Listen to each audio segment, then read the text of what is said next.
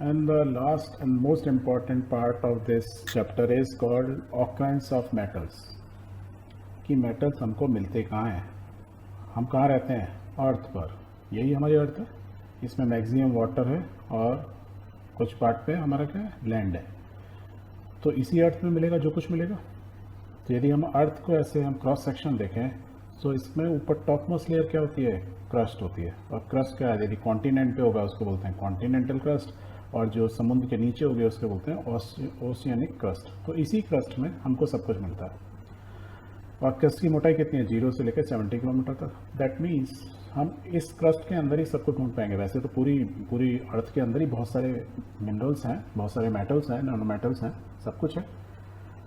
But the maximum thing is कि हम इतना अंदर नहीं जा पाते। पॉइंट ये है, तो हम हार्डली 2, 3, 4, 5 किलोमीटर मैक्सिमम जा पाते हैं, और अदरवाइज उससे ज़्यादा नहीं जा पाते। इट्स वेरी वेरी डिफिकल्ट, है ना, जितना नीचे जाएंगे। अब यदि हम अर्थ क्रस्ट में देखें तो क्या मिलता है हमको, ज़्यादातर 90% of the crust consist of silicates, means मिट्टी होती है। मिट्टी क्या होती है, सिलिकॉन से बने हुए और उससे रिलेटेड कंपाउंड कॉल्ड सिलिकेट्स। 4% यदि आप देखेंगे तो कार्बोनेट्स होते हैं। नॉर्मली किसके बोलते हैं, कैल्शियम मैग्नीशियम कार्बोनेट होते हैं। कैल्शियम या मैग्नीशियम के कार्बन से जुड़ने पर कार्बोनेट्स बनते हैं, वो मिलते हैं। तो 94-95% तो यही हो गया। बाकी थोड़े बहुत जो मिलते हैं वो ऑक्साइड्स मिलते हैं, मीन्स मेटल या नॉन मेटल जो एलिमेंट्स ऑक्सीजन रिएक्ट करके उसके ऑक्साइड्स मिलते हैं। पत्थरों के फॉर्म में आपने देखा होगा ज़्यादातर मिलते हैं। कुछ हम परसेंटेज में हमको सल्फाइड्स मिलते हैं जो सल्फर से रिएक्ट करते हैं elements, right, they form sulphides. And 5-6 तरह के जो मोस्ट अबंडेंट हमारे क्रस्ट में जो हमको मिनरल्स मिलते हैं वो फील्डस्पार, क्वार्ट्ज, पायरोक्सीन, एम्फीबोल्स, माइका एंड ओलिवाइन, ये चीज़ें मिलती हैं। सो इन टोटलिटी यदि हम अर्थ क्रस्ट देखें वो मिट्टी से बनी है 90%, 4% कार्बोनेट्स, कुछ percent oxide, sulphides and feldspar and remaining things. तो ये आपको 5 चीज़ें याद रखनी है। एंड मोस्ट इंपॉर्टेंट ये ऊपर की जो काम की चीज़ हमारे लिए क्या है, कार्बोनेट, ऑक्साइड एंड सल्फाइड, ये हमारी मेन काम की चीज़ें जिससे हम सब कुछ निकालते हैं। और वो परसेंटेज कितनी है, 4, और ये कुछ लगा लो, मे बी 5 to 6% में ही सारा गेम होता है। और यदि आप पूरी वर्ल्ड को देखेंगे ना तो ये सी है और ये लैंड है, और ये जो डॉट डॉट डॉट डॉट दिख रहे हैं क्या पे, यहाँ पे क्या कर रहे हैं हम, माइनिंग कर रहे हैं। That means the elements of the compound which occur naturally in the earth crust are known as minerals. तो जो भी चीज़ क्रस्ट में मिल रही है हम उनको क्या बोलते हैं, मिनरल्स बोलते हैं। और जो सी वाटर में मिलती होती है उस ज़्यादातर क्या होते हैं, सॉल्ट्स होते हैं। पानी के अंदर जो मिले हुए सॉल्ट फॉर्म है, जैसे sodium chloride, magnesium chloride, these are the salt. So पानी में मिलने वाली चीज़ें सॉल्ट्स हैं, और जो ज़मीन पे मिलने वाली है वो समुद्र के नीचे भी ज़मीन है ना, क्रस्ट है, उसके अंदर जो भी चीज़ मिल रही है दैट इज़ कॉल्ड मिनरल्स। और इन मिनरल्स या सॉल्ट्स को जब हम निकालते हैं, the metal which can be profitably extracted from such minerals, जो ये मिनरल्स तो मिल गए हमको इंडिया में बहुत जगह हैं, देखो अमेरिका में तो पूरा छाया हुआ है, कनाडा पूरा भरा हुआ, मिनरल ही मिनरल निकाल रहे हैं। तो इन मिनरल्स को जब हम निकालते हैं और वो प्रॉफिटेबली निकाल सकते हैं कि माइनिंग हमने की, हमें कोई प्रॉफिट ही नहीं हो रहा है तो कोई फ़ायदा ही नहीं, तो वो मेटल जो माइनिंग करके हम निकाल सकते हैं उन मिनरल्स को हम क्या बोलते हैं, ओर्स। दैट मीन्स वी से कि हमारे आयरन ओर यहाँ पे बहुत सारा है, एल्यूमिनियम ओर यहाँ पर है ना। इसलिए आप देखोगे अलग अलग कंपनीज, अलग अलग factories of different metals are in different zones और डिफरेंट कंट्रीज में होती हैं। क्यों होती हैं, क्योंकि वहाँ पे उस पर्टिकुलर मेटल का ओर मिलता है। ओर मीन्स वो मिनरल जहाँ पे, जिससे कि हम प्रॉफिटेबली पॉइंट से प्रॉफिट कमाते हुए मेटल्स निकाल सकते हैं, एक्सट्रैक्ट कर सकते हैं। निकालना means extraction. So extraction of metals की ना इसमें मेन 6 स्टेप्स होते हैं। पहली होती है माइनिंग ऑफ मेटल्स, माइनिंग करते हैं हम। माइनिंग बहुत सारी मशीनें होती हैं उनसे किया जाता है। मैनुअल माइनिंग भी होती है पहले, तो आजकल तो मैकेनाइज माइनिंग हो गई है। देन इनरिचमेंट ऑफ वो जो निकलता है उसमें मिट्टी, सब कुछ इम्प्योरिटीज़ होती हैं तो उसको इम्प्रूव किया जाता है, क्वालिटी इम्प्रूव की जाती है, गंदगी और इम्प्योरिटीज़ अलग की जाती हैं, वॉश करके तोड़ के, बहुत सारे केमिकली प्रोसेस हैं। देन एक्सट्रैक्शन, तो जो हमने इसको इनरिच किया उसको एक्सट्रैक्शन करते हैं, मीन्स वी यूज़ हीट या एनर्जी, इलेक्ट्रिसिटी यूज़ करते हैं। अलग अलग प्रोसेस होते हैं अलग अलग मेटल के, that is called extracting metal from the enriched ore, और या इसको कंसनट्रेट बोलते हैं। जब मेटल इसके लिक्विड फॉर्म में निकल गया तो भी वो 100% प्योर नहीं होता, उसमें भी इम्प्योरिटी होते हैं और अदर मेटल्स भी इंक्लूड होते हैं, तो फिर उसका क्या होता है, रिफाइनिंग करते हैं। So there are different refining processes. जब ये रिफाइन हो जाता है मेटल लिक्विड फॉर्म में तो हम उसको क्या करते हैं, कास्टिंग करते हैं, ऐसे स्लैब्स बनाते हैं, बिलेट्स बनाते हैं, रॉड्स बनाते हैं। और जब ये गरम गरम होता है ऐसा तो इसको हम रोल भी कर लेते हैं, वी फॉर्म रोलिंग शीट्स। और जब शीट्स बन जाती हैं we also do fabrication. So the complete process of these 6 steps is called metallurgical process. तो मेटलर्जिकल इंजीनियर्स होते हैं, जैसे मैकेनिकल इलेक्ट्रिकल इंजीनियर होते हैं, जैसे मेटलर्जिकल इंजीनियर होते हैं जो मेटल से डील करते हैं. और वो सारी process right from mining to enrichment, extraction, refining, casting and rolling and fabrication, those are controlled by metallurgical engineers and that is why this process called metallurgical process. आपके चैप्टर में हम first 4 पढ़ेंगे, ये रिमेनिंग 2 नहीं पढ़ेंगे, means ये casting, rolling या fabrication नहीं पढ़ेंगे. ओके, क्योंकि हमारे लिए इंपॉर्टेंट ये है कि ओर मिलता कहाँ है, मतलब मेटल्स कहाँ मिलते हैं, और मिलते हैं तो कैसे हम उसको ओर से एनरिच करते हैं, फिर उस मेटल एक्सट्रैक्ट करते हैं और फिर उसको फाइनली रिफाइन करते हैं. इतना ही जान गए तो बाकी चीज़ हम बड़ी अगली क्लास में पढ़ सकते हैं. So let's start. So the extraction of metal depends करता है on the reactivity of the metal. क्यों करता है? क्योंकि हमने पढ़ा था रिएक्टिविटी चार्ट कि कुछ तो पानी से रिएक्ट कर जाते हैं, that is they are very reactive, कुछ एसिड से रिएक्ट करते हैं, कुछ ही चीज़ से रिएक्ट नहीं करते हैं. जैसे गोल्ड देखा था, वो तो एसिड से भी नहीं करते हैं. इन सब मीन्स डबल एसिड चाहिए होते हैं. इनडायरेक्टली हम क्या बोल रहे हैं, यदि अर्थ क्रस्ट में आप ढूंढोगे तो ये जो नीचे वाले जो लीस्ट रिएक्टिव हैं आपको प्योर फॉर्म में मिल सकते हैं, that is called free form. ऐसी एक और फॉर्म में क्या जाना था, प्लेटिनियम. प्लेटिनियम भी आपको फ्री फॉर्म में मिल जाएगा. अर्थ में आप ढूंढोगे यदि प्रॉपरली क्रस्ट में, तो कुछ लोकेशन ऐसी होंगी जहाँ पे आपको ये फ्री फॉर्म में मिलेगा. एग्जाम्पल के लिए एक स्वर्ण रेखा नदी है हमारी, आप जाओगे झारखंड में, उसके आप स्ट्रीम में जाओगे तो यदि नदी में से आप ऐसे मिट्टी निकाल के पानी में से साफ़ करोगे और धीरे धीरे कुछ टाइम लगाओगे तो यू विल फाइंड कि मिट्टी में आपको सोना मिल गया. सोना क्यों मिल गया? देखो ये यही कर रहा है, व्हाट इज डूइंग, धीरे धीरे करके जो मिट्टी है उसको घोल के निकाल दे रहे हैं और जो बचेगा यू विल गेट, देखो येलोइश कुछ दिख रहा है. अभी करने दो इनको, let's see, wait and watch. देखो मिल गया. So this is what is it, this is gold, yellowish colour का, ब्लैक वाला नहीं, वो मिल गया. सो लुक, इन्होंने धीरे धीरे करके मिट्टी को धोते गए और अल्टीमेटली मेटल उसमें उनको मिल गया. That metal is called gold. But copper और सिल्वर जो होता है ना, आज एयर में क्योंकि ऑक्सीजन होती है और सल्फर डाइऑक्साइड गैस होती है, तो they sometimes react and you find them also in the form of oxide and sulphide form. But otherwise इस पूरे सारे चार्ट को मैं डिवाइड करूँ 3 पार्ट में, तो ऊपर up to aluminium you will never find in free form. ये आपको रिएक्टेड फॉर्म में मिलेंगे, normally in oxides form, oxygen से रिएक्ट होंगे, पानी से रिएक्ट हो चुके होंगे, राइट. वेयर एज नीचे वाले जो मिलेंगे you will always find oxide, sulphides and carbonate in between वाले. अब बॉटम हमने बात करी ली कि फ्री फॉर्म में मिलेंगे. दैट मीन्स इनकी 3 कैटेगरी होंगे मेटल्स की, metals of high reactivity, metals of medium reactivity and metals of low reactivity. ये चीज़ मेरे को डिफाइन करेगी कि अब जब ये फ्री फॉर्म में मिलेगा तो मेरी मेटल एक्सट्रैक्शन की प्रोसेस डिफरेंट होनी चाहिए, मीडियम वाले के लिए अलग होना चाहिए. इसलिए मेटल एक्सट्रैक्शन की जो प्रोसेस होती है उसको बोलते हैं metallurgical process. So my metallurgical process for different reactivity metal के लिए मेरी निकालने की जो एक्सट्रैक्शन प्रोसेस होगी वो will be different. Okay, very good. So let's start कि ये मेरी मेटलर्जिकल प्रोसेस होती क्या है एक्चुअली और क्यों डिफरेंट होगी बेस्ड ऑन रिएक्टिविटी. सो हमने पहले क्या किया, ओर निकाला, ओर माइनिंग करके निकाला, ओर आ गया. ओर में क्योंकि बहुत सारी इम्प्योरिटी थी तो हमने इसकी कंसंट्रेशन इंक्रीज़ की, तो हमने उसको इनरिच्ड कर लिया, हम ये बोलते हैं. अब इनरिच्ड ओर से मेटलर्जिकल प्रोसेस यहाँ से फिजिकली स्टार्ट होती है. 3 पार्ट में होगी. For the metals of high reactivity, metals of low medium reactivity and metals of low reactivity, 3 category में हमारी मेटलर्जिकल प्रोसेस होगी. मीन्स किस तरीके से हम निकालेंगे. हाई रिएक्टिव मेटल, अब याद रखो हाई रिएक्टिव कौन सा होता है, जिसमें इलेक्ट्रॉन का लेना देना बहुत फास्ट हो जाता है. और जब कोई चीज़ लेनी देनी होती है तो हमने क्या देखा था, उनकी जो बॉन्ड होती है वो बहुत स्ट्रांग होती है, राइट. इलेक्ट्रोवैलेंट बॉन्ड होती है, बहुत ही स्ट्रांग होती है. जब वो बहुत स्ट्रांग होगी तो उसको तोड़ना भी कल को बहुत डिफिकल्ट होगा.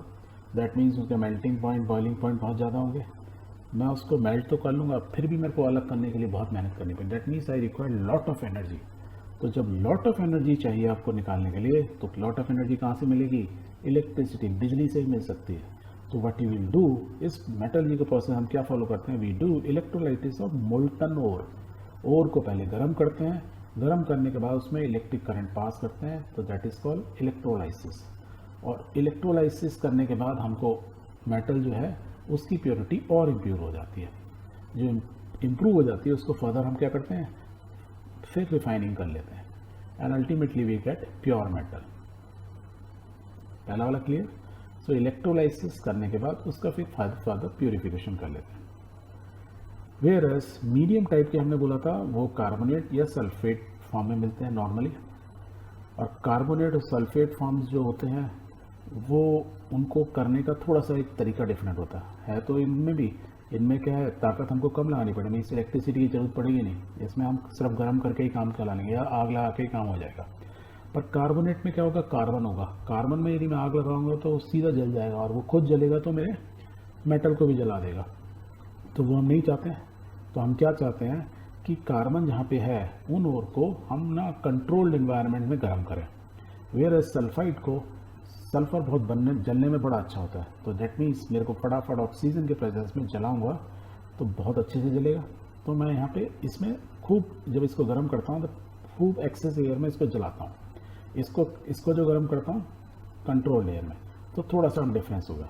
तो this process when controlled air में हीटिंग करते हैं that process called calcination. Whereas मैं जब एक्सेस एयर में बर्न करता हूँ दैट प्रोसेस हीट करता हूँ, ऐसे बोलूँ, जब मैं हीट करता हूँ एक्सेस एयर में this called roasting. When control या इन एब्सेंस ऑफ ऑक्सीजन करता हूँ दैट इज कॉल्ड कैल्सिनेशन। तो दोनों केस में मैंने गर्म किया, यहाँ पे मैंने क्या किया था, गर्म करने के बाद इलेक्ट्रिसिटी पास की, तभी अलग कर पाया। यहाँ बस गर्म करने से काम हो गया। गर्म करने से क्या हुआ, जब मैंने एक्सेस एयर में किया या कंट्रोल एयर में किया, they both of them will form oxides. यहाँ कार्बन क्या है, जलेगा, इट विल फॉर्म ऑक्साइड्स, तो ये बन गया, ऑक्सीजन की जरूरत ही नहीं थी। कार्बन के साथ कार्बोनेट में CO3 होता है, तो कार्बन डाइऑक्साइड फॉर्म में निकल गया, ये हो गया मेटल ऑक्साइड। अब मेटल ऑक्साइड को थोड़ा और जला लो, अब जलाऊंगा तो अब मैं प्रॉपर्ली जा सकता हूँ, दैट इज कॉल्ड रिडक्शन। तो पेट्रोल से ऑक्सीजन निकल गई तो loss of oxygen is called reduction. So reduce होके क्या बन गया, मेटल। ये जो मेटल बना इसमें इम्प्योरिटीज अभी भी हैं, अदर मेटल्स हैं, तो मैं क्या करता हूँ, इसकी रिफाइनिंग करता हूँ या प्यूरिफिकेशन ऑफ मेटल में करता हूँ। अब आते हैं थर्ड फॉर्म में, that is called low reactivity. Low reactivity means क्या होते हैं, नॉर्मली ये सल्फाइड ओर्स होते हैं, और सल्फाइड ओर होंगे तो क्या है, सिंपल है, इनको गर्म करो, रोस्टिंग करो, जलाओगे तो फिर इसको रिफाइन करना पड़ेगा, refine it you will gate metal. ठीक है, सो मेटल जो मिला उसकी रिफाइनिंग कर लो। तो ये बहुत ही, रोस्टिंग तो वेरी सिंपल प्रोसेस हो गया। तो जहाँ लो रिएक्टिविटी है दिस वे में करते हैं, कार्बोनेट्स और सल्फाइड मीन्स मीडियम रिएक्टिविटी वालों की प्रोसेस ये फॉलो करते हैं, और हाई रिएक्टिविटी इलेक्ट्रिसिटी का हम यूज़ करते हैं। अब इस चीज़ को थोड़ा सा स्टेप बाय स्टेप समझने की कोशिश करते हैं कि ये सारी प्रोसेस होते क्या हैं। उसको समझने से पहले कि ये और कैसे निकलता है, पहले उसको समझ लें, फिर आगे बढ़ेंगे। तो पहली मेटलर्जिकल प्रोसेस होती है माइनिंग ऑफ ओर्स। अब माइनिंग ऑफ ओर कैसे की जाती है, माइनिंग जो होती है आप ज़मीन के सरफेस के ऊपर से यदि आप निकाल लेते हो that is called open cast mining.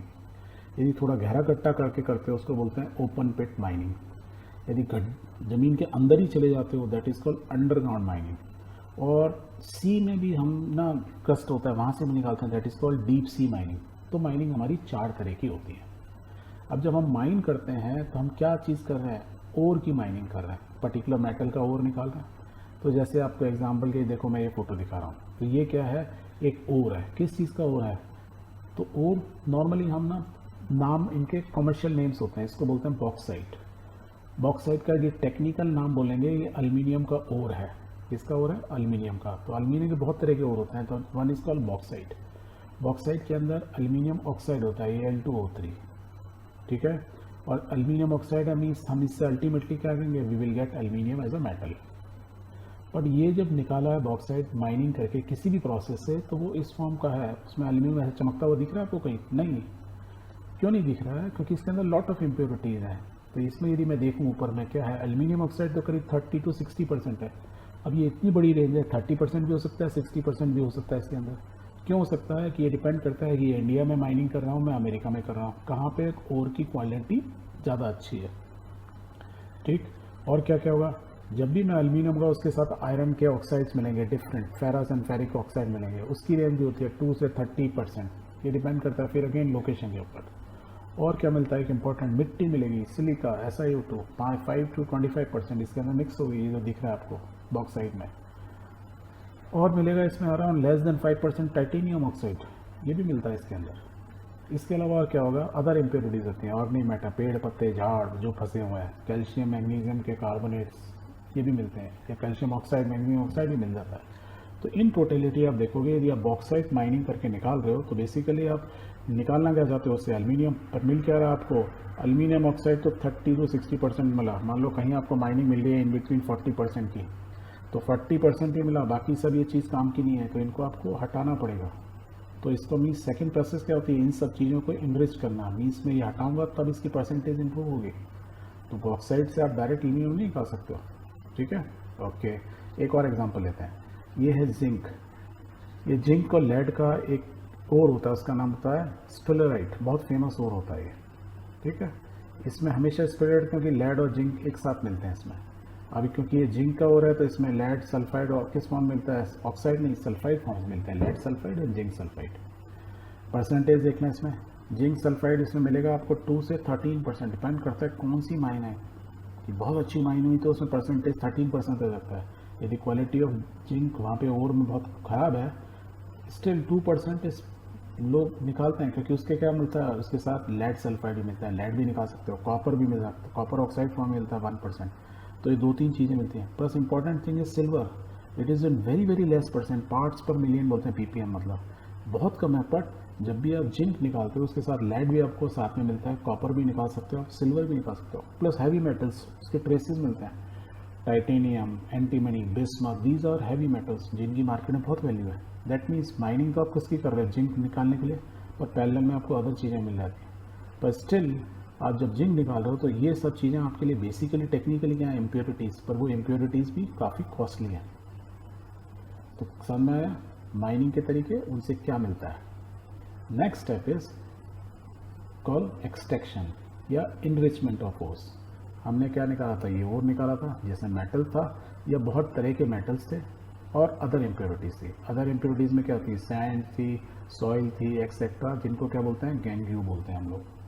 So is the process used for removing the gangue from the ore are based on number of things. The difference between the physical and the chemical properties of gangue and ore means ये जो impurities हैं इनमें और जो metal इसमें मिले उनके बीच में केमिकल बॉन्ड कैसा है, फिजिकल प्रॉपर्टीज़ कैसी हैं, उसके ऊपर डिपेंड करता है प्रोसेस में कौन सा यूज़ करूँगा, कि साफ पानी से दूंगा या केमिकल से रिएक्ट करके करूँगा, क्या करूँगा।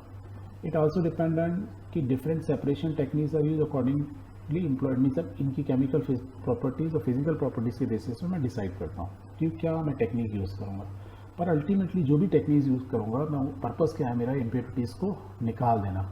जो मेटल मेरे काम की चीज़ें हैं वो मैं निकल ले लूँ। Ultimately what I am getting इसका जो प्रोडक्ट है उसको बोलते हैं कंसनट्रेट।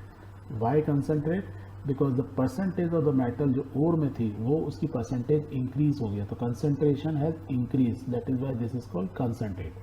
तो पहले माइनिंग से मैंने ओर निकाला, ओर का एनरिचमेंट करके मैंने कंसनट्रेट बना लिया, सेकेंड स्टेप हो गया। Now the third step, extraction of metal. हमने क्या था, 3 प्रोसेस बोली थी, जहाँ लो reactivity, medium and high reactivity. सबसे लो वाला मीन्स फ्री फॉर्म में जहाँ मिलते हैं उसमें हम क्या करते हैं, सिंपल हमने बोला था उसको आप क्या करो, फायर कर दो, रोस्टिंग कर दो। जैसे मर्करी सल्फाइड मिलता है, मर्करी सल्फाइड देखने में कुछ ऐसा होता है, इसका ओर का नाम होता है cinnabar. Cinnabar is an ore of mercury और chemical name is mercury sulphide. Same way में इसको क्या करेंगे, मर्करी सल्फाइड है तो बेस्ट है, क्या करो उसको एक्सेस एयर के अंदर हीट कर दो। जब हीट करोगे तो क्या होगा, देखो मर्करी ऑक्सीजन से रिएक्ट करेगी तो मर्करी ऑक्साइड बनेगी, सल्फर ऑक्सीजन रिएक्ट करेगा, सल्फर डाइऑक्साइड गैस फॉर्म में निकल जाएगी। अब ये बच्चा ये सॉलिड, इसको और गर्म करो, जब आप और गर्म कंटिन्यूस करते रहोगे इट विल फॉर्म मर्करी और ऑक्सीजन निकल जाएगी, ऑक्सीजन बाहर निकल जाएगी, तो you will get pure mercury. Same way में अनदर कॉपर सल्फाइड फॉर्म में मिलता है, तो ये देखने में ऐसा लगता है।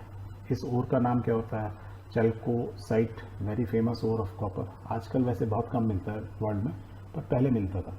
इसको क्या है, ये लो रिएक्टिविटी में क्या है ना, वो बर्न करना होता है, तो burn it in excess air means heating, we are heating it in excess air, तो इट विल फॉर्म, पहले कॉपर सल्फाइड और कॉपर ऑक्साइड बना, सल्फर का सल्फर डाइऑक्साइड बनेगा। कॉपर ऑक्साइड को और जलाया, अभी ऑक्सीजन को जलाएंगे फर्दर, तो जलाओ किस में, यही जो कॉपर सल्फाइड है पूरा जला तो है नहीं एक साथ, अभी भी है, तो हम क्या करते हैं, जो इसमें कॉपर सल्फाइड जो जल रहा है उसमें बीच में और डालते रहते हैं, तो उससे एक फ़ायदा होता है कि कॉपर सल्फाइड जो सल्फर ऑक्साइड बनी होती है वो एक्सोथर्मिक रिएक्शन होता है, हीट और प्रोड्यूस होती है, इसलिए हमें डालते हैं। तो अब ये दोनों देखो सल्फर ऑक्सीजन इससे रिएक्ट हो गया तो कॉपर अलग हो गया, सल्फर डाइऑक्साइड हो गया। मीन्स 2 स्टेप में कॉपर सल्फाइड से कॉपर ऑक्साइड हुआ, कॉपर ऑक्साइड से कॉपर बना। तो इस तरीके से we are getting pure copper and this process is called roasting. Okay, now the next process क्या थी, मिडल रिएक्टिविटी वाले मेटल्स थे हमारे। इसमें हमने क्या बोले थे, 2 तरह से मिलता है हमको ये मेटल नॉर्मली क्या है रिएक्टिविटी, आयरन, जिंक, लेड। ये ज़्यादातर हमको किस में बोलते हैं, सल्फाइड्स एंड कार्बोनेट फॉर्म्स में। अब जब सल्फाइड एंड कार्बोनेट फॉर्म में मिलते हैं तो हम इनको डायरेक्टली जो है निकालना थोड़ा मुश्किल होता है, तो पहले हम इनको क्या करते हैं ऑक्साइड्स में कन्वर्ट करते हैं एंड देन ऑक्साइड से निकालना मेटल हमारे लिए ईजी होता है। जैसे हमने पहली वाली सीरीज में देखा, सल्फाइड को बंद करके ऑक्साइड बनाया और फिर हमने निकाल लिया उससे। Let's do this. तो हमारी प्रोसेस क्या थी, 2 तरह की। यदि कार्बोनेट फॉर्म होगा तो उसमें कार्बन होगी तो हम उसको कंट्रोल्ड इन्वायरमेंट में बर्न करेंगे, हीट करेंगे। रोस्टिंग होगा तो उसको हीट करेंगे इन प्रेजेंस ऑफ एयर, उसके ऑक्साइड्स बनाएंगे। तो let's do. So sulfides ores are converted into oxide by heating strongly in presence of excess air. That process is known as roasting. Clear हो गया क्या मतलब हुआ? जैसे जिंक सल्फाइड है, सेम और ले लेते हैं, जिंक के सल्फाइड मिलते हैं, तो जिंक सल्फाइड को ऑक्सीजन के प्रोसेस में हीट किएंगे तो क्या बनेगा, सल्फर ऑक्सीजन रिएक्ट करेगा, sulphur dioxide, zinc oxygen react करेगा, जिंक ऑक्साइड तो बर्न हो गया। बर्न होके आप देखोगे ये कंसनट्रेट ऐसा होता है, जिंक सल्फाइड काले रंग का होता है, जब उसको बर्न कर देते हैं लाल हो जाता है, ऐसे brownish in colour. Zinc oxide ZnO solid form में, पाउडर फॉर्म में होते हैं दोनों। फिर इसको क्या करते हैं, ये जिंक ऑक्साइड मिल गया। अब जिंक सल्फेट जो है, खाली जिंक जो है जिंक सल्फेट फॉर्म में मिलता है, कार्बोनेट फॉर्म में मिलता है। तो the carbonate ores are change into oxide by heating strongly in limited air. Carbonate है तो लिमिटेड एयर में जलाएंगे and this process not calcination, यही हमने बताया था। तो लेट्स सी, तो हमारा जिंक कार्बोनेट, यदि जिंक कार्बोनेट फॉर्म में मिला है तो हम क्या करेंगे, उसको हीटिंग करेंगे। इन ऑक्सीजन नहीं है, देखो इन एब्सेंस ऑफ ऑक्सीजन गर्म कर रहे हैं, उसको हीट कर रहे हैं इनडायरेक्टली, राइट। तो इट इज फॉर्मिंग, ये कार्बोनेट टूटेगी तो इसमें क्या बन है, कार्बन डाइऑक्साइड, एक ऑक्सीजन इसके साथ जिंक ऑक्साइड हो गया। सो दोनों केस में हमको जिंक ऑक्साइड मिला। अब जिंक ऑक्साइड को क्या करना है, हमको हीट करना है। When zinc oxide is heated with carbon it reduce to zinc metal. Heat बिना अकेले तो हो नहीं सकता था, ऐसे तो मैं डायरेक्टली हीट नहीं कर सकता, तो कोयला चाहिए, तो मैंने कोयले के साथ उसको हीट किया। बेनिफिट क्या हुआ, कोयले के साथ ये बर्न हुआ, कार्बन बर्न हो गया, ऑक्सीजन ले ली उसने, कार्बन डाइऑक्साइड फॉर्म में निकल गई और मेरे को प्योर मेटल जिंक मिल गया in the solid form. Clear है। तो जब लॉस ऑफ ऑक्सीजन हो गया, जिंक से ऑक्सीजन अलग कर दी, तो loss of oxygen is called reduction, या gain of oxygen is called oxidation. तो उसका ऑपोजिट क्या होता है, रिडक्शन। तो this process called reduction process. Same way में मेरे को मैग्नीशियम ऑक्साइड मिलता है, राइट। तो मैग्नीशियम ऑक्साइड को मैं क्या करता हूँ, डायरेक्ट कार्बन के साथ नहीं करता हूँ, मैं इसको मैग्नीशियम ऑक्साइड को एल्यूमिनियम के साथ जब जो है इसको हीट करता हूँ तो इट फॉर्म, जब मैं इसको आगे करके हीट करता हूँ तो इट फॉर्म मैग्नीशियम अलग हो जाता है और एल्यूमिनियम ऑक्साइड बन जाता है, पर लॉट ऑफ हीट। एक बार मैंने रिएक्शन स्टार्ट किया, एक बार मैंने इन दोनों में आग लगाई तो it will form automatically through exothermic reaction, lot of heat is produced and we get pure magnesium। एक और इस टाइप के रिएक्शन को बोलते हैं डिस्प्लेसमेंट रिएक्शन, क्योंकि एल्यूमिनियम ने मैग्नीशियम को डिस्प्लेस कर दिया, या सिंगल डिस्प्लेसमेंट रिएक्शन बोल सकते हैं। सेम वे में आयरन ऑक्साइड होता है, आयरन का जो ओर है वो आयरन ऑक्साइड फॉर्म में मिला जब हमने एनरिचमेंट के बाद, तो उसको हम क्या करते हैं, एल्यूमिनियम के साथ में सॉलिड के साथ में बर्न करते हैं, हीट करते हैं। यहाँ हीटिंग लिखा नहीं है ना, but in all case what we are doing, we are heating. जब मैं इसको हीट करता हूँ इन प्रेजेंस ऑफ एल्यूमिनियम, तो क्या होता है कि एल्यूमिनियम आयरन को यहाँ से डिस्प्लेस कर देता है, तो आयरन जो आता है अलग और ये aluminium oxide plus lot of heat generate होती है, बहुत हीट जनरेट होती है। दैट मीन्स मेरे को प्योर आना मिल गया, एल्यूमिनियम ऑक्साइड मिला और हीट जनरेट हुई। तो ये जो रिएक्शन होता है इसको बोलते हैं थर्माइट रिएक्शन। ये जो थर्माइट रिएक्शन है ना, ये बहुत ही बढ़िया चीज़ है, इसके बड़े सारे यूज़ हैं। एग्जाम्पल के लिए आप ये रेल की लाइन देखते हो तो पटरियाँ होती हैं, पटरियों में जॉइंट होता है, तो जॉइंट कैसे बनाते हैं, पटरी को साइड पे रखते हैं और एक छोटा सा ऐसे फर्नेस रखते हैं, इसमें क्या रख देते हैं, आयरन ऑक्साइड मीन्स आयरन का ओर प्लस एल्यूमिनियम डालते हैं, एल्यूमिनियम के पीसेस, एल्यूमिनियम का पाउडर टाइप का होता है, इस दोनों में जो है आग लगा देते हैं। एक बार जैसी आग लगाते हैं देखो फिर क्या होता है, जैसे हमने आग लगा दी, देखो रिएक्शन इज एक्सोथर्मिक, स्पीड बढ़ती जा रही है, आग बढ़ती जा रही है, इतनी टेम्परेचर हो जाता है कि जो अंदर जो आयरन है वो पिघल जाता है पूरा। और देखो पिघलेगा तो क्या होगा, नीचे देखना, जो जॉइंट के लिए हमने वहाँ पे एक वो बना हुआ है, स्पाउट टाइप का बनाया हुआ है, और देखो एकदम आयरन पिघल गया। और आयरन पिघल के नीचे चला गया, राइट। तो नीचे जाके क्या हुआ, जो हमारी जो दोनों की रेल हैं दोनों ज्वाइंट हो गए। So this process called thermite process, where we have done, ये रिडक्शन हुआ, आयरन का रिडक्शन ही हुआ ना, आयरन बना, एल्यूमिनियम तो ऑक्सीडाइज हो गया, आयरन रिड्यूस्ड हो गया, and this process is thermite reaction. Now the last one is the extraction of metal towards the top of the activity series. जो भी बहुत ज़्यादा रिएक्टिव होते हैं, जो बहुत ज़्यादा रिएक्टिव होते हैं उनकी बॉन्ड क्या होती है, बहुत स्ट्रांग होती है।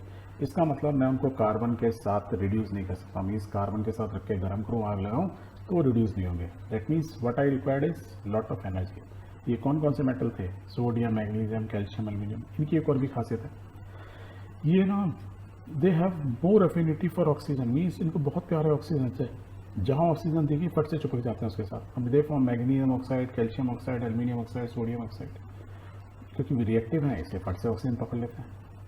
तो ऑक्सीजन जैसी दिखी नहीं, पकड़ लिया, that is why high affinity. और हमने क्या देखा था कि और बनाया उससे कंसनट्रेट, जहाँ पे जब भी हाई रिएक्टिविटी वाले कहना we required lot of energy, that means we required electricity. Electricity कब पास कर पाते हैं, मोल्टन फॉर्म में। पहले तो हम इनको गर्म करते हैं, गर्म करके पिघलाते हैं, और पिघलाने के बाद उसमें इलेक्ट्रिसिटी पास करते हैं। जब पास करते हैं वी गेट मेटल, और वो जो मेटल मिलता है प्योर मेटल हमको एक जगह मिल जाता है। लेट्स सी, प्रैक्टिकली देखते हैं। सो ज़्यादातर ये सोडियम, मैग्नीशियम कहाँ मिलता है हमको, सॉल्ट फॉर्म में, समुद्र में मिलता है, इन फॉर्म ऑफ सॉल्ट्स। तो इनको हम क्या करते हैं, मोल्टन इलेक्ट्रोलाइसिस करते हैं हम इनकी। तो हमें कैसे करके कैटल लेते हैं, इसके अंदर हम जैसे कोई भी हमने डाल दिया, सपोज एग्जांपल के सोडियम क्लोराइड। सोडियम क्लोराइड शुरू में तो सारे इसके सोडियम और क्लोराइड आयन एक साथ चुपके हुए रहते हैं, राइट। जब हम नीचे क्या करते हैं, फायर करते हैं, हमने दिखाया नहीं हुआ है, बर्नर लगे हुए हैं, तो ये एकदम रेड हॉट हो जाता है। रेड हो जाता है तो ये पिघल जाता है।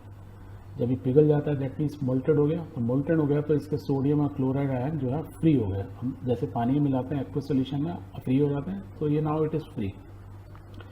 इस कैटल में हम क्या करते हैं, ऐसे ये इलेक्ट्रोड डाल के रखते हैं, इलेक्ट्रोड्स, जिसमें हम करंट पास करेंगे। तो यहाँ बैटरी लगी हुई है, अभी हमने इसको नहीं पास किया। जब एक पर्टिकुलर टेम्परेचर पे आके मेल्टन फॉर्म में आ जाता है, लिक्विड फॉर्म में आ जाता है, तब हम क्या करते हैं, इसको की को हम बंद कर देते हैं, स्विच ऑन करते हैं। The moment we switch on, तो अब क्या होगा देखो, तो जो पॉजिटिव जो आयंस हैं वो कहाँ जाएंगे, नेगेटिव इलेक्ट्रोड पर। नेगेटिव इलेक्ट्रोड क्या है, उसका नाम होता है कैथोड। जो पॉजिटिव होता है उसको बोलते हैं एनोड। सारे नेगेटिव वाले जो चीज़ें, chloride ion negative positive pay आ गए, पॉजिटिव वाले नेगेटिव पे चले गए। और ऐसा होने से हुआ क्या, जब ये देखो इलेक्ट्रॉन यहाँ से आते हैं, सोडियम के पास इलेक्ट्रॉन की एक कमी है, तो ये आयन एक सोडियम लेगा इससे, तो एट कैथोड में क्या रिएक्शन होगा कि sodium ion will gain one electron from sodium atom. तो इस इलेक्ट्रोड के ऊपर या इस कैथोड के ऊपर एटम चिपकने लगे, किसके, सोडियम के चारों तरफ चिपकते जाएंगे, मोटा होता जाएगा, यहाँ लेयर सी बनती चली जाएगी। वेयर एज एनोड में क्या हो रहा होगा कि क्लोरीन के जो आयंस हैं they will lose one electron, या अपना एक्स्ट्रा इलेक्ट्रॉन है ये इसको देंगे तो क्लोरीन एटम बना देंगे, और ऐसे दो क्लोरीन एटम मिलकर बनेंगे क्लोरीन गैस। तो यहाँ से क्या होगी, क्लोरीन गैस बाहर निकल जाएगी ऊपर एटमॉस्फेयर में, ठीक है। सेम वे में एल्यूमिनियम होता है, तो एल्यूमिनियम क्लोराइड होगा, तो एल्यूमिनियम क्लोराइड है या उसका भी, या एल्यूमिनियम ऑक्साइड भी होता है, तो उसकी भी हम इलेक्ट्रोलाइसिस करते हैं। तो उसमें भी क्या होता है, एल्यूमिनियम और ऑक्सीजन जो है अलग अलग जो है चले जाते हैं कैथोड और एनोड पर। एक जगह एल्यूमिनियम चला जाएगा, एक जगह ऑक्साइड चला जाएगा। अब कहाँ एल्यूमिनियम जाएगा, कहाँ ऑक्सीजन जाएगी, किस एनोड कैथोड पे, आप एग्जैक्टली सेम वे में उनको कर सकते हो। तो आप करके देखो कि क्या रिएक्शन होंगे, and try to find out that way you will learn. So what we have learned is कि हमने एक्सट्रैक्शन करना सीखे based on the reactive series. So the last step of metal of extraction का होता है refining of metal. ये हम इसलिए करते हैं कि जो अभी तक हमने मेटल निकाला वो प्योर नहीं होता, उसमें it contains lot of impurities. उन इम्प्योरिटीज़ को हमको बाहर निकालना है। कोई भी मेटल हो, कॉपर हो, जिंक हो, टिन हो, निकल हो, सिल्वर हो, यहाँ तक कि गोल्ड भी हो। आप बोलोगे गोल्ड तो भाई फ्री फॉर्म में मिल रहा था, यू आर राइट, पर उस फ्री फॉर्म के अंदर भी मिट्टी बीच में फंसी हुई होती है, बाहर से नहीं दिख रही होती है, अंदर फंसी हुई है। तो आप कैसे निकालोगे, तो उसको अलग करना है। तो ये इम्प्योरिटीज़ अभी भी स्टिल, तो उसको अलग करने के लिए क्या किया जाता है कि हम ये प्रोसेस करते हैं इलेक्ट्रोलाइटिक रिफाइनिंग। इलेक्ट्रोलाइटिक नाम सुनने से इलेक्ट्रिसिटी लग रहा है, यू आर राइट। तो हम क्या करते हैं, टाइम के अंदर जो भी हमारा ओर निकला, जो कि अभी 100% प्योर नहीं है। पहले उसको क्या करते हैं, किसी एसिड के अंदर, लाइक सल्फ्रिक एसिड के अंदर कॉपर लेते हैं, तो कॉपर को पहले सल्फ्रिक एसिड में डालते हैं तो इट फॉर्म कॉपर सल्फेट, नीले कलर का पानी, दैट इज़ वाई यहाँ पे नीला दिखाया हुआ पहले से हमने, और उसको फिर उसमें पानी डाल देते हैं तो कॉपर सल्फेट बनाते हैं। जो निकलाता है उसको कॉपर सल्फेट में पानी डाला तो इट फॉर्म एक्वस सोल्यूशन। तो एक्वस सोल्यूशन में क्या होगा, कॉपर आयन अलग हो जाएंगे, सल्फेट आयन अलग हो जाएंगे। जब आयन्स अलग हो गए तो अब बहुत ईजी है, तो इलेक्ट्रोड लगाएंगे तो करंट पास करेंगे तो इलेक्ट्रोड्स में क्या होगा, ये आयन्स हेल्प करेंगे इलेक्ट्रिसिटी में, कंडक्टिव हो गया। ओके, अब यहाँ पे इसमें इलेक्ट्रिसिटी एनोड और कैथोड जो लगाते हैं, इसको जैसे ही ऑन करेंगे तो करंट पास होगा, तो पॉजिटिव वाले नेगेटिव में, नेगेटिव वाले पॉजिटिव पे जाएंगे, यही होगा। बट इसमें एक चीज़ बस करते हैं, हम क्या करते हैं कि ये जो इलेक्ट्रोलाइट बना, ये जो सोल्यूशन बना जिसमें इलेक्ट्रॉन्स आयन्स हैं हमारे, इसलिए इसको इलेक्ट्रोलाइट बोल रहा है। ये जो आयन्स हैं इसके अंदर, खाली इन आयन नहीं, हम क्या करते हैं, जो इम्प्योर मेटल जो निकला उसकी हम शीट्स बनाते हैं और उन शीट को क्या करते हैं, एनोड जो है उससे वो शीट, इम्प्योर मेटल की शीट यहाँ लगा देते हैं। तो जैसे कॉपर है, कॉपर की शीट टांग दी, it works like an anode. अब देखो हमने ये स्विच ऑन किया, अब ये स्विच जैसे ही हमने ऑन किया तो देखो कॉपर कहाँ जाएगा, कॉपर पॉजिटिव है तो किधर जाएगा, नेगेटिव वाले में। सल्फेट कहाँ जाएगा, ये जाएगा पॉजिटिव वाला में, बिकॉज ये नेगेटिव है। ठीक है, ये दो चीज़ होगी। दूसरा एक और चीज़ होगी, जब ये कॉपर यहाँ आ जाएगा तो कॉपर क्या करेगा, यहाँ इलेक्ट्रॉन आ रहे हैं तो इलेक्ट्रॉन यहाँ पे ऐड होंगे, कॉपर गेन करके यहाँ पे चिपकता चला जाएगा, तो इसके चारों तरफ कॉपर ही कॉपर की धीरे धीरे लेयर बनती चली जाएगी, यही होगा। वेयर एज यहाँ पे जो सल्फेट आयन होगा, कॉपर का रिएक्शन हो गया, वेयर एज सल्फेट आयन क्या करेगा, इधर sulphate ion will lose its 2 electron form sulphur dioxide SO4, पहले SO4 बनाएगा। SO4 जो होगा, ये जो SO4 ना काफ़ी रिएक्टिव होता है। SO4 यहाँ जो होगा वो क्या करेगा, इस जैसे ही इस एनोड पे पहुँचेगा, तो ये कॉपर का बना हुआ है पर इम्प्योर कॉपर है, इसकी प्योरिटी ज़्यादा नहीं है, वो क्या करेगा, इस कॉपर सल्फेट, ये जो सल्फेट है कॉपर से रिएक्ट करके again form copper sulphate, right. और ये जो कॉपर सल्फेट जैसे ही बनेगा यहाँ पे, तो वो फिर क्या होगा, पानी है ही, पानी में घुलते हैं वो कॉपर आयन और सल्फेट आयन बनाएगा। दैट मीन्स धीरे धीरे क्या होगा कि यहाँ पे कॉपर आयन बनने लगेंगे और फिर सल्फेट आयन बने, राइट। और ये कॉपर आयन जो बनेंगे वो इधर चला जाएगा, जब ये इधर जाएगा तो क्या होगा, इम्प्योर मेटल से प्योर मेटल धीरे धीरे जाने लगेगा, तो एनोड जो है उसकी थिकनेस धीरे धीरे कम होती जाएगी, मीन्स इसको खाता जाएगा और यहाँ से जो कॉपर निकल रहा है वो इधर जा रहा है। जो बाकी जो इम्प्योरिटीज़ है, क्योंकि इसके अंदर इम्प्योरिटीज़ हैं, वो कहाँ जा रही हैं, वो इम्प्योरिटीज़ नीचे गिरती जाएंगी यहाँ पे। तो हमने एटॉमिक लेवल पे सल्फेट बना, उसने कॉपर से रिएक्ट किया, जो यहाँ कॉपर था कॉपर सल्फेट बनाया, कॉपर सल्फेट क्योंकि पानी में है तो उसने अगेन आयन्स बना दिए, वो आयन क्योंकि इलेक्ट्रिसिटी है, ये पॉजिटिव है तो ये यहाँ चला गया, तो यहाँ से कॉपर बेसिकली ऐसे समझे कि कॉपर के एटम्स तो यहाँ से इधर जाते जा रहे हैं, और जो बाकी चीज़ें क्योंकि लूज़ होता जा रहा है, रिएक्ट करता जा रहा है केमिकल से, राइट, किससे, केमिकल से, पानी में है कॉपर सल्फेट, आयन बनते जा रहे हैं, तो बाकी गंदगी जो है नीचे गिरती जा रही है। यदि ये गोल्ड का होता, गोल्ड में मैंने क्या बोलता है, मिट्टी फंसी हुई है, तो एटॉमिक फॉर्म में तो यहाँ चला जाता गोल्ड, तो मिट्टी क्या होती है, नीचे गिर जाती, and this impurity is called anode mud. तो जैसे मैं गोल्ड में मड बोल रहा था, मिट्टी means that is called mud, जो एनोड से नीचे मिट्टी गिरी that is called anode mud, right. दूसरा, अब ये रिएक्शन यदि मैं कंटिन्यूस करता रहूँ तो एक टाइम ऐसा आएगा कि कॉपर सल्फेट यहाँ पे ख़त्म होने लगेगा, सारा कॉपर इधर चला गया, कॉपर इधर चला गया, सल्फेट इधर चला गया, ख़त्म हो गया, तो अब पानी बचा, तो इलेक्ट्रिसिटी क्या है, पानी को भी तोड़ना शुरू करेगी, हाइड्रोजन आयन और हाइड्रोनियम आयन बनने शुरू हो जाएंगे। तो यहाँ पे क्या है, हाइड्रोजन क्या है, ये टूटेगा, हाइड्रोजन इधर जाएगा, वो एक्स आयन इधर जाएगा, हाइड्रोजन बनकर यहाँ से हाइड्रोजन निकलने लगेगी, ऐसा होने लगेगा। सेम वे में यहाँ पे ऑक्सीजन निकलने लगेगी, तो इधर ऑक्सीजन और हाइड्रोजन में कौन ज़्यादा रिएक्टिव, आग लगने के चांसेस, जरा सी भी चिंगारी निकली तो यहाँ पे आग लगने का डर रहता है। इसलिए क्या करते हैं, इसमें कंटिन्यूस ऊपर से क्या करते हैं, कॉपर सल्फेट एक्स्ट्रा और पानी का सोल्यूशन डालते रहते हैं, और वो यहाँ से जो यूज़ हो चुका होता है उसको निकालते हैं। तो दैट मीन्स इस पूरे सोल्यूशन के अंदर जो कॉपर सल्फेट था उसमें से हमने कॉपर को निकाल लिया, राइट, और जो सल्फेट और जो पानी बचा उसको यहाँ निकाल, दैट इज ए स्पेंट, जो यहाँ तक उसको बोलते हैं पूरा स्पेंट यूज़ हो गया, तो जो इससे बाहर निकालते हैं दैट इज कॉल्ड स्पेंट। तो स्पेंट को हम बाहर निकालते रहते हैं और नया इलेक्ट्रोलाइटिक सोल्यूशन जो कॉपर सल्फेट और वाटर का ऊपर से डालते रहते हैं। तो ये आप देखोगे एक वो है कि जो प्योर शीट है, ये जो शीट है ये कैथोड के ऊपर ऐसी शीट चिपक जाती है, देखो ऐसे चिपक गई। इसको फिर ये करते हैं, ऐसे करके पुल कर लेते हैं, शीट फॉर्म में ये निकल जाता है। और ये जो कैथोड है रॉड फॉर्म में नहीं होता है, ये देखो ऐसे प्लेट फॉर्म में होता है। तो इस प्लेट के दोनों तरफ जो है कॉपर चिपक जाता है, साइड में नहीं चिपकता है। क्यों नहीं चिपकता है, क्या करते हैं हम इसके ऊपर प्लास्टिक की एक स्पेशल लेयर लगा देते हैं साइड में। साइड में लगाने से क्या होता है, बिल्कुल तीनों तरफ, नीचे इधर तीनों तरफ लगा देता है। तो अब जैसी प्लास्टिक की शीट हटाओगे तो क्या होगा, ये शीट फॉर्म में बाहर आ जाएगा। So this is a very good process, and the process called electrolytic refining to get the pure metal.